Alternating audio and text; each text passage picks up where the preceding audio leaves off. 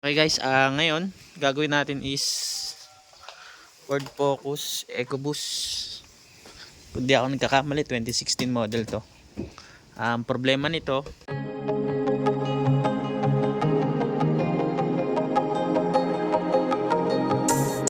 okay mga katrami, nandito ngayon tayo sa Pampanga.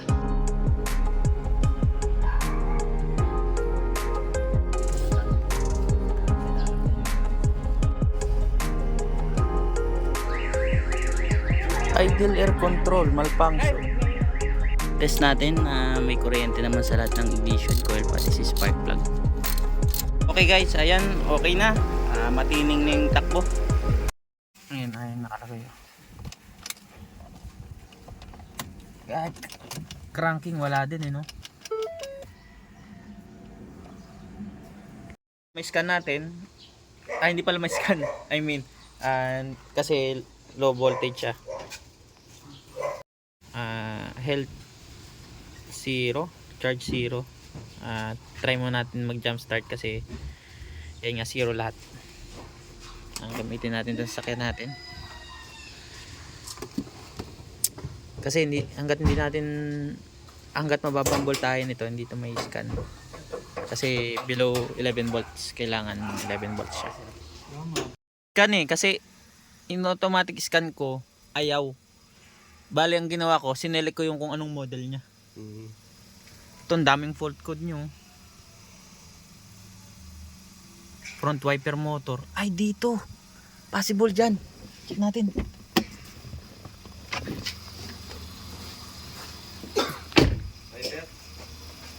Dito sa tatanggalin ito. Okay. Oo. Madalas dyan yun eh. Yan to, yan. Check natin yan. Amoy daw siyang silipin mo dyan to kung kaya. May naamoy daw siyang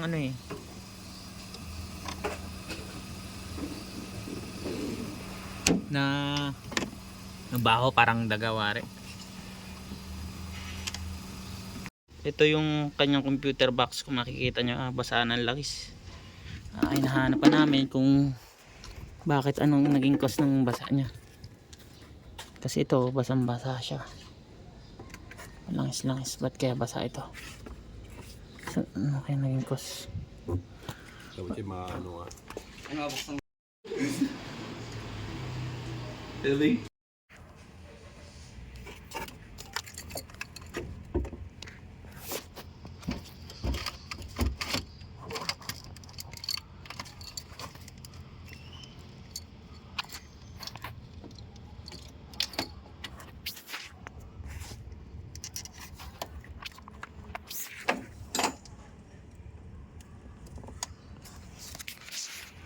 Okay guys, ngayon sa dami-rami nating kinutingting dito sa computer box, sa pati sa mga wirings niya, dinala na pati natin yung computer box, then yung mga fuses and relay na check na rin natin. Then nakapagtaka, lahat ng socket wires niya mga basa ng langis, kaya nilinisan muna natin ng halos maubos ngayong dalawang contact cleaner natin. Then lahat ng possible na pwede natin ma-check na may kinalaman dun sa trouble nito, na-check natin kasi 2 days na tayo nagto-troubleshoot dito sa Ford Focus EcoBoost. Kaya we decided na i-check lahat. Pati yung computer box nga nadala na namin sa sa paggawa ng computer box sa JBL Electronics. Salamat nga pala sa JBL Electronics. Tinulungan tayo kung paano mag-troubleshoot at kung ano yung mga dapat i-check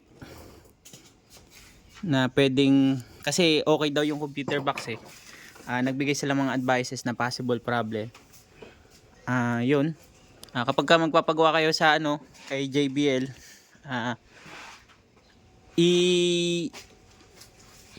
ita-type ko yung dito, yung link nila dun sa Facebook page nila. Then kayo na lang makapag-communicate sa kanila. Yan.